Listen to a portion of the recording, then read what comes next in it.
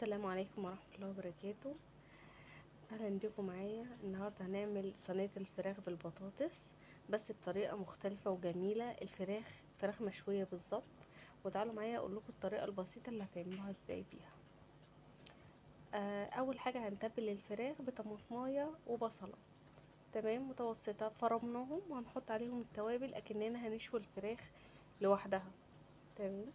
هنحط على الطماطم والبصلة معلقة بهارات فراخ، وهنحط فلفل اسمر، وهنحط كمان بابريكا، وهنحط حبة زعتر.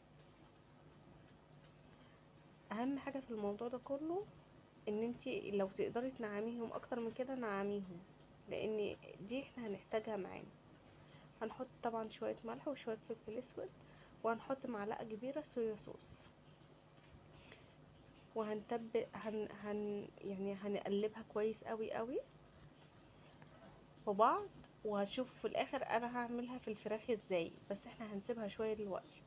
وكمان اعصروا ليمونه عليها صغيره. لو انت هتشوي الفراخ لوحدها حطي ليمونتين او ليمونه كبيره، تمام. ولو حباها سبايسي حطي معلقه شطه او فلفل حامي، تمام.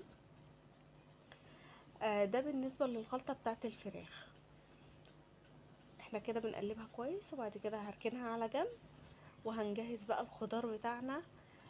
حابه تحطي خضار كده يعني لو هتشوي فرخه بس انت ممكن تحطي الخضار بس مش هتحطي معاه اي حاجه. يعني ممكن تحطي الخضار كده وتعمليه سوتيه، يعني مش هتحطي الخضار اي حاجه خالص، هتعمليه على الفرخه بس. لكن صينيه الفراخ طبعا بتختلف شويه، فهقول لكم على تكايه كده هتعملوها هتطلع ولا اكنها من بره. انا قطعت البطاطس كده لسبب عشان تستوي كويس، تمام، لان انا بعمل كميه كبيره.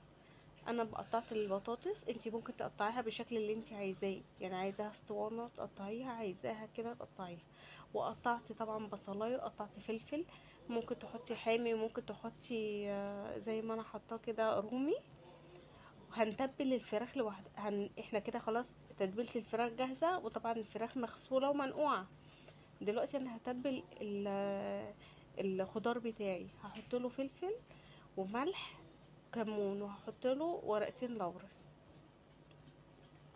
تمام. وهقلب كويس قوي قوي، وطبعا مكعب ماجي زي ما انتوا هتشوفوني دلوقتي. هجيب الصينيه بتاعتي او الطاجن اللي هدخله الفرن بيه، تمام. وهرص هحط بطريقه متساويه الخضار بتاعي. انا طبعا هجيب معلقتين صلصه وهتحطي عليهم شويه